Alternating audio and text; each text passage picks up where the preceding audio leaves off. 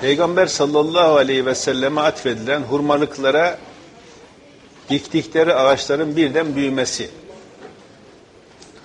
hutbe okuduğu kürsünün inlemesi, ayın ikiye bölünmesi, mağarada örümceklerin ağ örmesi, ağaçların köklerinin sökülüp ardından yürümesi, bunların hepsi uydurma mıdır? Tabi böyle soru soracağınız belliydi, zaten bakışlarınızdan anlaşılmıştı. Şimdi kararı siz verin. Tekrar açın şu şeyi, 287. sayfadaki ayeti.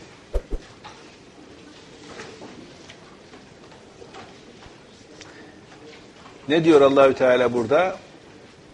Ve ma mena'ana, estağfirullah, ve ma mena'ana en nursile bil ayati illa en kezzebe bihel evvelun. Bizim mucizeler göndermemizi engelleyen sadece şu oldu. Öncekiler o mucizeler karşısında yalan söylediler. Peki şimdi burada bahsedilen mucizelerin karşısında kim ne söylemiş biliyor musunuz? Haberiniz var mı? Kardeşim, Musa Aleyhisselam'ın gösterdiği mucizeleri Allahü Teala Kur'an-ı Kerim'de defalarca tekrarlayacak da Peygamberimiz bir mucize gösterecek, o hiç Kur'an'da olmayacak. Olacak şey mi? Burada şunu belki siz söyleyebilirsiniz. Ayın yarılması konusuyla alakalı Kamer suresinin baş tarafında 54. sure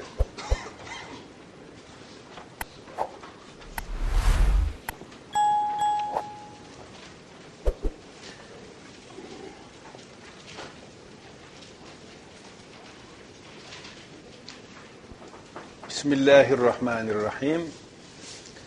İktarabetis sa'atu ve enşakkal kamer. O saat yaklaştı ve ay ikiye bölündü. Şimdi buraya ne yazmışlar? Birçok sahabiden gelen rivayetlere göre Mekkeliler Hazreti Peygamber'den mucize istemişler. O da parmağıyla aya işaret etmiş ve ay ikiye ayrılmış. Sonra birleşmiştir. Müslümanların işkenceye maruz kaldığı hassas bir dönemde ayın bu görünüşü Mekkelileri hayrete düşürmüştür. Müşrikler bu olaya bir itirazda bulunmamışlar. Sadece büyü demişlerdir. Şimdi Musa Aleyhisselam'a denizin yarılması mı büyük mucize olur? Ayın ikiye bölünmesi mi? Deniz mi daha büyük mucize? Denizin yarıldığını orada birkaç kişi görür. Ay ikiye bölünmüşse dünyada görmeyecek kimse kalır mı? Yani en azından dünyanın bir yüzü karanlık olan tarafının tamamı görür. Ve böyle bir şey olsaydı Kur'an-ı Kerim'de de bunun o tıpkı denizin yarılmasıyla alakalı nasıl evre çevre Cenab-ı Hak onu anlatıyorsa bunu da anlatırdı. Bunun karşısında Mekkeli müşriklerin tavırları anlatılırdı. Ve Cenab-ı Hak demezdi ki böyle büyük bir mucize göstermiş olacak da Peygamberimiz sallallahu aleyhi ve sellem Allah'ın emriyle ve Cenab-ı Hak da şu ayeti koyacak. Ve ma mena'ana en nursile bil ayati illa en kezzebe bihel evvelun. Mucize göndermemize engel olan, göstermiş olsun, gönderseydi engel olan kelimesini kullanır mıydı?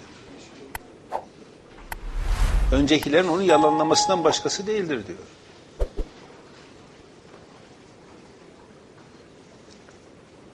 Evet. Ve ateyna temuden naqate mubsiratan fezalemu biha. Evet, o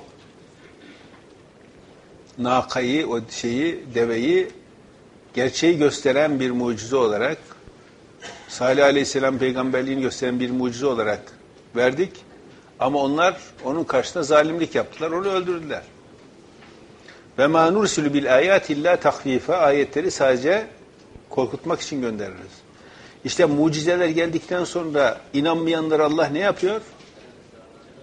Öldürüyor. Mekke'de böyle bir olay var mı? Savaş sırasında ölenler ayrı bir konu. Peki o zaman bunun manası ne? Araplarda inşakkal kamer diye bir söz var. Ne demek? İttadahal emru demektir. İktarabetis sa'a, yani bu sure Mekke'de indirilmiştir. O saat yaklaştı.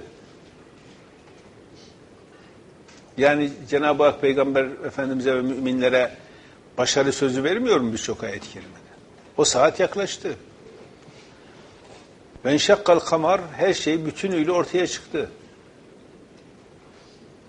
Ama bunlar ve in yarav ayeten yu'ridu. Onlar bir mucize görseler, buraya mucize diyebilirsiniz.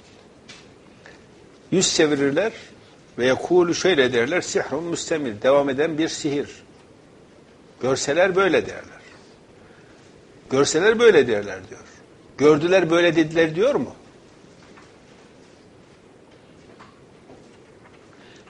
Orada böyle bir mucizenin olması için gördüler ve şöyle şöyle dediler demesi lazım. Bakın şey için ne yaptı? Firavun Musa Aleyhisselam'a ne dedi? İnni le'azunnuke ya Musa meshura dedi. Sen büyüye gelmişsin dedi. Ben senin büyüye geldiğin kanaatindeyim. O da ne dedi? Gâle lekad alimte ma enzele haulâi illa rabbus semâvâti vel ardi basair ve inni le'azunnuke ya firavun methbura.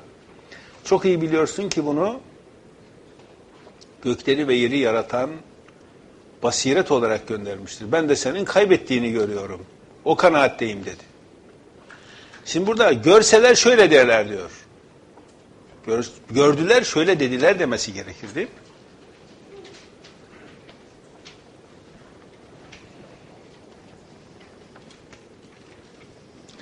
Zaten وَلَقَدْ جَاءَهُمْ مِنَ الْاَنْبَاءِ مَا ف۪يهِ مُزْدَجَرٍ diyor.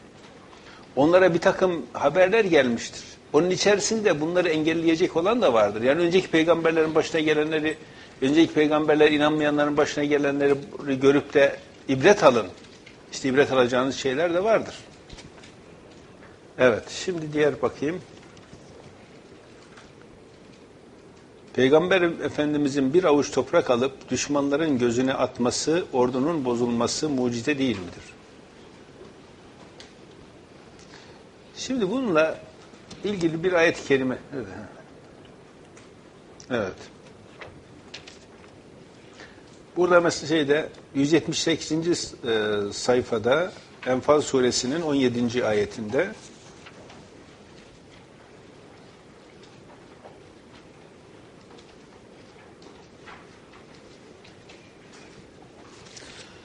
diyor ki felem taktuluhum, onları siz öldürmediniz. Velakinnallâhe katelehum, ama onları öldüren Allah. Niye öyle diyor Cenab-ı Hak? Çünkü Cenab-ı Hakk'ın genel bir kuralı vardır. Siz bir şey yapmak için gereken davranışı yaparsınız ama neticeyi yaratıp yaratmamak Allah'a aittir.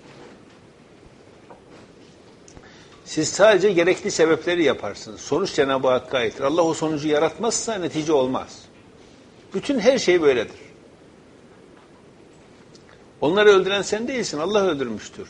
Çünkü Allah'ın emri olmadan, bir kayda geçmeden herhangi bir şey olmaz. Bunu defalarca burada okuduk ilgili ayetleri. Ve ma rameyte id rameyte velakinnallaha rama. Sen attığın zaman toprak mı atıyor? Savaşta ne atılır? Ok atılır. Yani o zamanki savaşta, şimdi de mermi atılır, top atılır falan. Onu atan Allahü Teala'dır. Ne demek? Sana o gücü, kuvveti, o imkanları Allah vermeseydi bu iş olmazdı. Aynen öyle. Estağfirullah ma asabe min musibetin illa biiznillah. Kitaben muaccele. Yani hiçbir şey Allah'ın izni ve onayı olmadan meydana gelmez. O son izin, onayı Allah'tan çıkar. Tabii yapan da Allahü Teala'dır. Niçin bu böyledir? وَلِيُبْلِيَ الْمُؤْمِن۪ينَ مِنْهُ بَلَاءً حَسَنًا.